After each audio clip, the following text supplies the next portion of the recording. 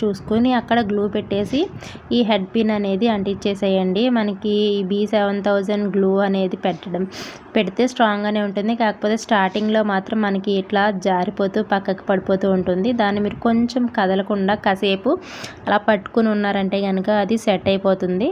So చూడండి, ఈ విధంగా కదలకుండా దాన్ని పట్టుకుంటే మనకి సెట్ అయిపోతుంది. దాన్ని పూర్తిగా అయితే చాలాసేపు ఆరనివ్వండి. ఒక నైట్ అంతా ఉంచేస్తే ఇంకా మంచిది, మనకి చాలా స్ట్రాంగ్గా ఉంటుంది ఊడిపోకుండా.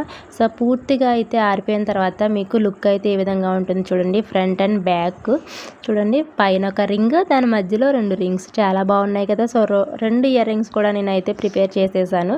2 తయారైన తర్వాత లుక్ అయితే మీకు ఈ విధంగా ఉంటుంది. సో ఇది ఫ్రెండ్స్ ఈరోజు వీడియో. ఈ వీడియో కనుక మీకు నచ్చినట్లయితే ఎలా ఉంది ఏంటి అనేది కింద కామెంట్ అయితే పెట్టేసేయండి. అలాగే లైక్ కూడా చేసేయండి. ఇంకొక కొత్త వీడియోతో మీ ముందుకు వస్తాను. అప్పటి వరకు keep watching, keep supporting. Thank you and bye bye.